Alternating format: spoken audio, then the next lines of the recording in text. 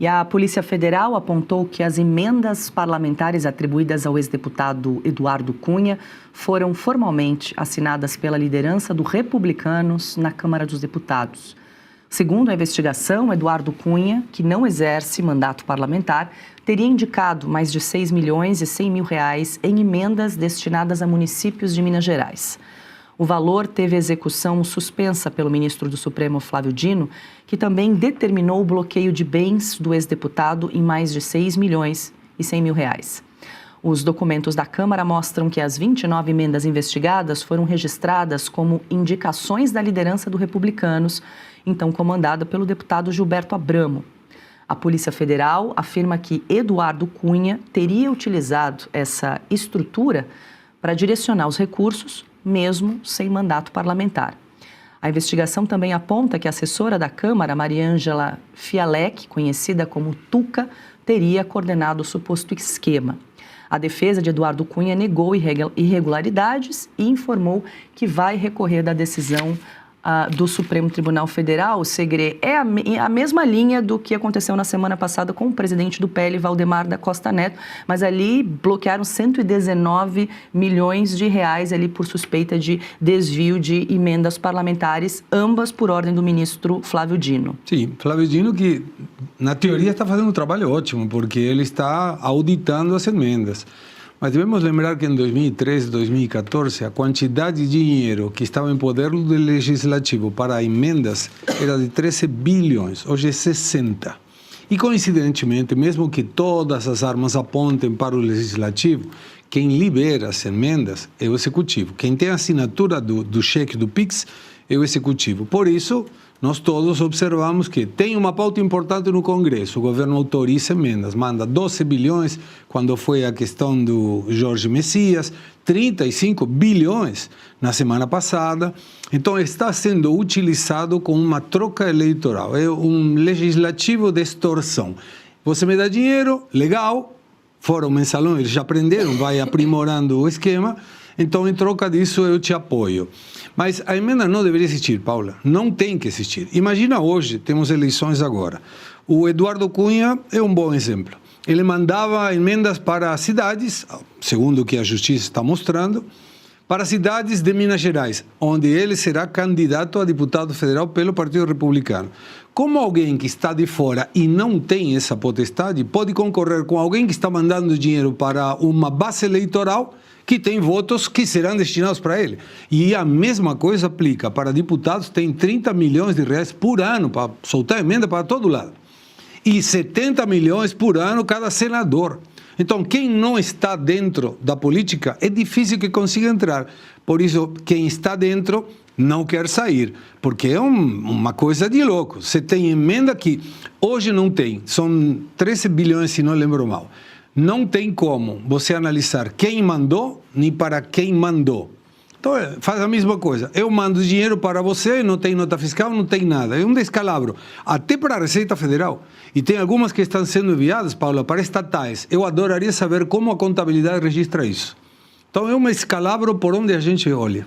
Quer dizer, tem que ter transparência e publicidade com os recursos dos pagadores de impostos, né? Sim, não é segredo. E, Ana, quero te ouvir também, vou trazer aqui a manifestação do presidente da Câmara dos Deputados, Hugo Motta, que justamente criticou a decisão do ministro do Supremo, Flávio Dino, que determinou esse bloqueio de R$119 milhões em bens do presidente do PL, Valdemar Costa Neto, também por suspeita de desvio de emendas parlamentares. Numa nota divulgada ainda neste sábado, Hugo Motta classificou a medida como inaceitável e sustentou que os servidores da Câmara agiram dentro das regras administrativas. Num outro trecho, Motta destaca: a presidência da Casa registra ainda confiança no trabalho de seus servidores.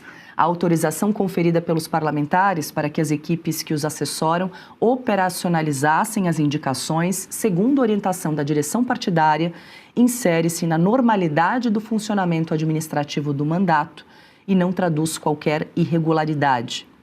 A decisão de Flávio Dino foi tomada mesmo depois de parecer contrário da Procuradoria-Geral da República ao bloqueio do patrimônio dos investigados sem mandato. No caso de Valdemar Costa Neto e ex-presidente da Câmara, Eduardo Cunha, a Procuradoria sugeriu a continuidade das investigações da Polícia Federal e o rastreamento dos recursos públicos sob suspeita. A investigação da Polícia Federal afirma que deputados federais eram registrados como autores das indicações de emendas para dar uma aparência, um verniz de legalidade ao processo. As propostas atribuídas a Valdemar eram organizadas em planilhas e encaminhadas aos ministérios responsáveis pelos programas. As medidas foram adotadas depois de um desdobramento da Operação Transparência realizada no ano passado. Ana, Hugo Motta publicou essa nota aí criticando, né, a interferência do Poder Judiciário nas competências legislativas, como bem também pontuou o Segré. É preciso transparência e publicidade na destinação do dinheiro dos pagadores de impostos. O curioso, Paula, o comentário do Segré foi perfeito. Eu só vou agora levar um pouquinho para o passado, né? E aqui, de novo, eu não vou defender a figura do Valdemar, é uma figura do Centrão, é uma figura do Mensalão. Agora, a gente precisa seguir a Constituição, né? Correto. Nisso aí, o Hugo Motta dizer que o bloqueio de bens é inaceitável, ainda mais a PGR também sendo contra a retenção, defendendo a apuração, como todos nós aqui sempre defendemos transparência e apuração. O Hugo Motta, ele está um pouco atrasado, né, nessa coisa de interferência do judiciário no legislativo. Porque, presidente Hugo Motta, o senhor lembra, e o senhor disse, né, as regras administrativas, ou seja, o regimento interno da casa precisa ser também respeitado, regras administrativas como um todo, a Constituição. O senhor está um pouco atrasado. Oi. Ana, vou te pedir licença, 1000 perdões, mas é que começou a transmissão do senador Flávio Bolsonaro. Ele vai falar justamente sobre essa decisão do ministro Alexandre de Moraes. A gente já volta a esse assunto. Os mesmos critérios não sendo utilizados, né? Porque me dá 48 horas para falar alguma coisa sobre essa carta. Algo que já aconteceu por outras 4 vezes. Vamos lá, gente. Vou fazer aqui a lembrança a todos vocês. Essa é a quinta carta que o presidente Bolsonaro escreve e que ela se torna pública. Uma primeira foi no dia 25 de dezembro do ano passado, 2025, em pleno Natal, quando eu vou visitá-lo no hospital, eu saio e com a imprensa toda filmando, com transmissão em rede social ao vivo, com transmissão ao vivo na televisão, no rádio, repercussão em todo o país. Carta número 1, sem problema nenhum, quando ele confirma por escrito a indicação para o meu nome para concorrer, para ser o pré-candidato à presidência da República em seu nome, já que ele está impossibilitado. Então, nenhum problema naquele momento foi suscitado com essa carta que foi transmitida ao vivo e colocada em diversas redes sociais, inclusive a minha. A outra carta que ele escreveu foi publicada no dia 6 de fevereiro de 2026, uma carta que a Michelle publica nas redes dela, que é um bilhete do meu pai fazendo ali uma declaração para ela por ocasião do aniversário de casamento deles. Mas quando foi a Michelle que publicou, também nenhum problema, né?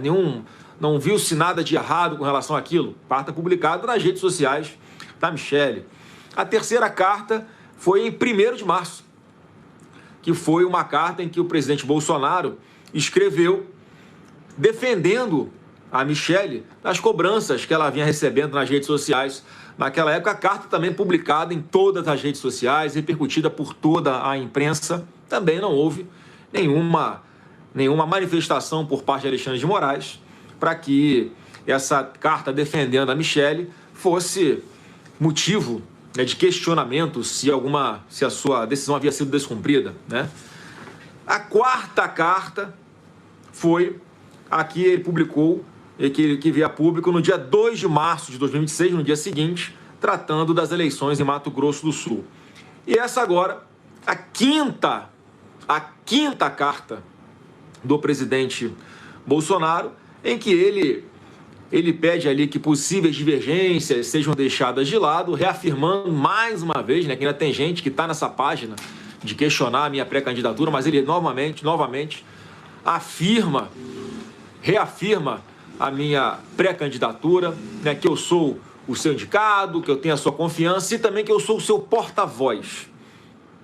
Então, muitos recados importantes nessa carta, faltando 2 semanas para nossas convenções, que vão ser no dia, menos de 2 semanas, né, que vão ser no dia 25 de julho em São Paulo. No dia 25 de julho em São Paulo é a convenção do PL, onde vai ser ali confirmado o meu nome como o candidato à presidência da República escolhido pelo Partido Liberal. Portanto, foi a 5ª vez, gente.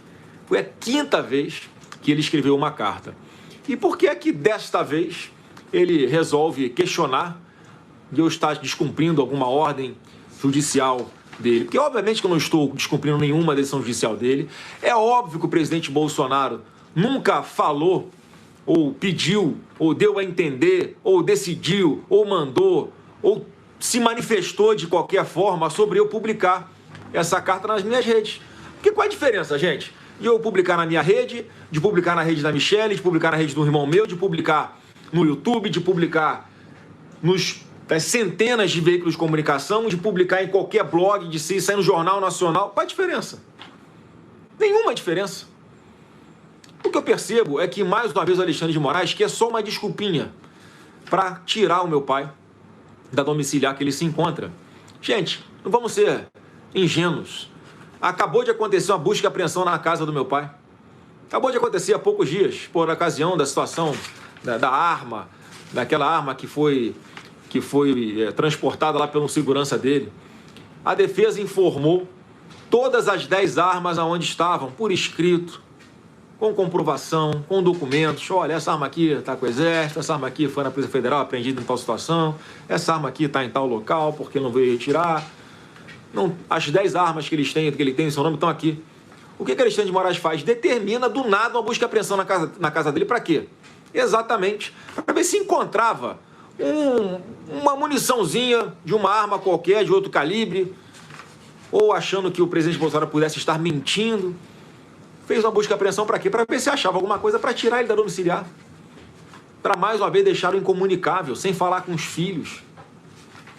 Não encontraram nada. Aí agora, essa desculpa esfarrapada, sem pé nem cabeça, sem nenhum fundamento, uma decisão impedindo um filho de falar com o próprio pai por 90 dias. Não coincidentemente, esse prazo encerra após o primeiro turno das eleições.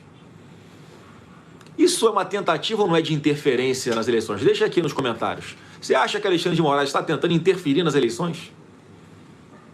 Deixa aqui nos comentários.